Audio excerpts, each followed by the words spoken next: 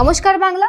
চাষিভাই, ধান রোপণের পর গাছের বৃদ্ধি যদি থেমে যায়, পাশ কাঠি কম বেরোয় আর গাছ যদি দুর্বল দেখায়, তাহলে এই সমস্যাটা সবসময় পুষ্টির অভাবের কারণে হয় না, এই সমস্যাটা অনেকবার আগাছার জন্যও হয়। আপনারা এই সময় মাটিতে অনেক দামি দামি সার উর্বরক ব্যবহার করেন, কিন্তু যদি ঠিক সময় ঠিকভাবে এই আগাছাকে নিয়ন্ত্রণ করা না হয়, তাহলে এই গাছা আপনার ওই দামি সারে প্রায় 50% অথবা তার চেয়েও বেশি পুষ্টি খেয়ে নেয়। যে পুষ্টি গাছের পাওয়ার কথা ছিল, সে পুষ্টি পাচ্ছে এখন আগাছা। তাই ধানের জমিকে পুরোপুরিভাবে আগাছা থেকে মুক্ত করতে কৃষি বিজ্ঞানে দুটি খুব ভালো পদ্ধতি আছে। প্রথম হলো প্রি এমার্জেন্স, মানে আগাছাকে জমিতে বেরোতেই না দেওয়া, আর দ্বিতীয় হলো পোস্ট এমার্জেন্স, মানে যদি কোনো কারণে এই আগাছা বেরিয়েও আসে, তাহলে বৈজ্ঞানিকভাবে ওই আগাছাকে শুকিয়ে শেষ করে ফেলা। তাই আজকে এই ভিডিওতে আমি আপনাদেরকে এই দুটি পদ্ধতি নিয়ে জানাবো, তার সাথে জানাবো যে ধানে কোন সময় কোন ওষুধ দিয়ে আগাছা মারবেন।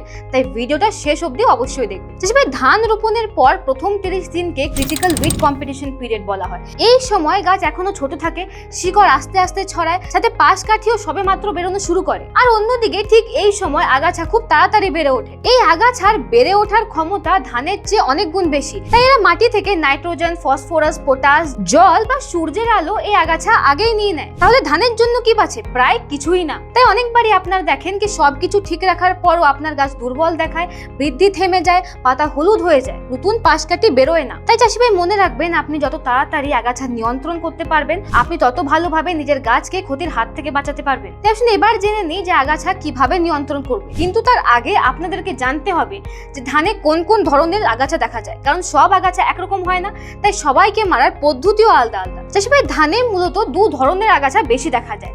এক হচ্ছে চৌড়া পাতা আর অন্য হচ্ছে সরু পাতা আগাছা। চৌড়া পাতার মধ্যে যে আগাছাগুলো আসে তার নাম হচ্ছে ছোট দুধি, বড় দুধি, বোকনা বা দেওয়ালিয়া। আর সরু পাতা আগাছার নাম হচ্ছে সাওয়া, মাকড়া, ধূপ অথবা মোথা। ধানের ফসলে কোন কোন আগাছা আসে সে নিয়ে তো জেনে নিলাম। এবার আসুন জানি যে ধানের ফসলে কোন সময় কোন কাজ করা উচিত। তাই এই সময় একটা কথা মনে রাখবেন যে যদি আপনার জমিতে এখনো আগাছা দেখা যায়নি, তাহলে এটা ভাববেন না যে আগাছার বিপদ কেটে গেছে, কারণ চাষিভাই আগাছা নাই দেখা যাক না কেন, কিন্তু তার বীজ মাটির নিচে লুকিয়ে থাকে। আর ঠিক যে সময় তারা ঠিক জল, রোদ আর অনুকূল পরিবেশ পায়, তারা ঠিক সে সময় অঙ্কুরিত হয়ে যায়। তাই এই সময় কিছু গুরুত্বপূর্ণ কথা মনে রাখুন। প্রথম, জমির আল মজবুত করে রাখুন যাতে জল বাইরে না বেরিয়ে যায়। আর দ্বিতীয়, নিজের জমিতে প্রায় 1 থেকে 2 ইঞ্চ জল ভরে রাখুন। আর সাথে সাথে নিজের পুরো জমিতে নিয়মিত চোখ রাখুন যে কোথাও কোনো আগাছা বেরোচ্ছে কিনা। আর চাষি ভাই, যদি এখনো অবধি আপনার ক্ষেতে কোনো রকমের আগাছা না দেখা দিয়ে থাকে, তাহলে এটাই হচ্ছে আগাছাকে নিয়ন্ত্রণ করার সব থেকে ভালো সময়।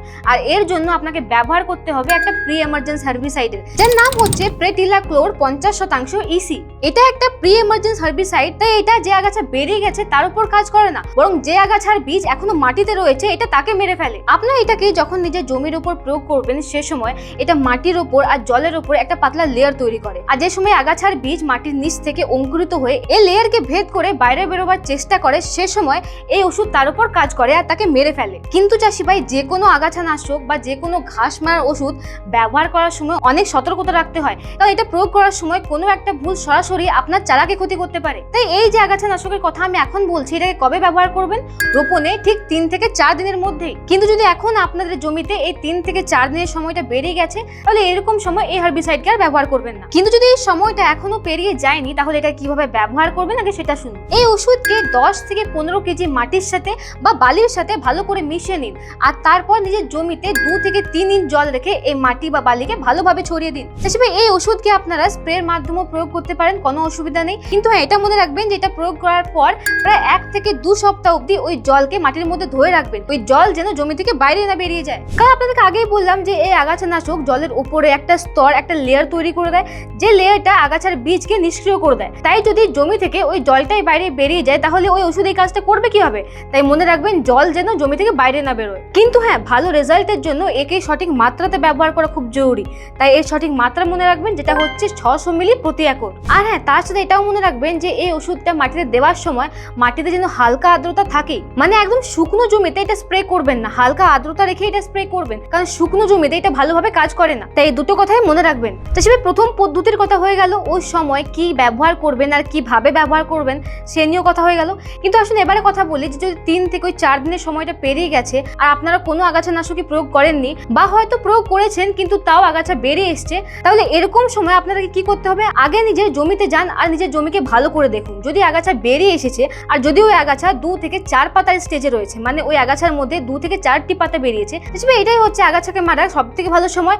আর এটাই হচ্ছে দ্বিতীয় নম্বর পদ্ধতি, যেখানে আপনি আগাছাকে মারবেন যে সময় আগাছা 2 থেকে 4 পাতার স্টেজে আছে। আর এর জন্য আপনি ব্যবহার করবেন পোস্ট এমার্জেন্সি হার্বিসাইড। যদি রোপণের প্রায় 15 দিন পর আপনার জমিতে আগাছার আক্রমণ দেখা যায়, তাহলে এই সময় আপনাকে ব্যবহার করতে হবে একটা পোস্ট এমার্জেন্সি হার্বিসাইড, যার নাম হচ্ছে কার্টিয়ানিক গারুডা। এর মধ্যে টেকনিক্যাল রয়েছে 22 প্যারিব্যাক সোডিয়াম 10% SC।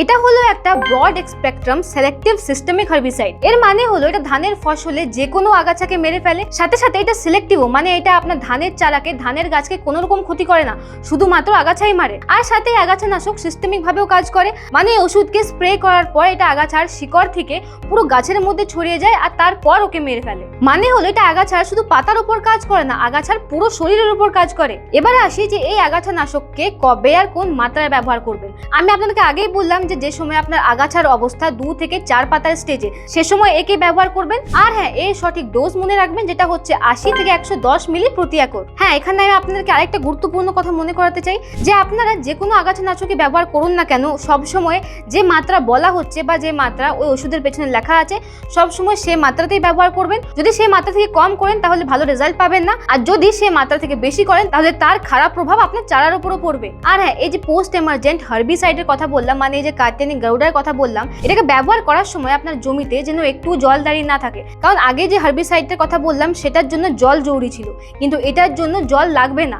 তাই মনে রাখবেন এটা প্রয়োগ করার সময় যেন মাটির মধ্যে জল দাঁড়িয়ে না থাকে, কারণ এই আগাছানাশককে সরাসরি আগাছার পাতার উপর স্প্রে করতে হয়, তবে এটা ভালো কাজ করবে। আর যদি জল দাঁড়িয়ে থাকে তাহলে এই ওষুধ যে সময় আপনি স্প্রে করবেন সেটা জলের উপরে থাকবে আর জলের সাথে ধুয়ে যাবে আর আগাছার পাতা অবধি পৌঁছাবে না। তাই মনে রাখবেন এটা ব্যবহার করার সময় মাটিতে যেন জল না থাকে। তো চাষি ভাই, এই হয়ে গেল আগাছা মারা দুটো বৈজ্ঞানিক পদ্ধতির কথা। যদি আপনাদের এই ভিডিওটা ভালো লেগে থাকে তাহলে একটা লাইক করবেন, আমাদের চ্যানেলকে সাবস্ক্রাইব করবেন আর আমাদেরকে কমেন্টে জানাবেন যে ধান নিয়ে আপনারা আর কি কি ভিডিও চান। আমরা পরবর্তী ভিডিওতে সে নিয়ে কথা বলবো। দেখা হচ্ছে পরের ভিডিওতে। ধন্যবাদ।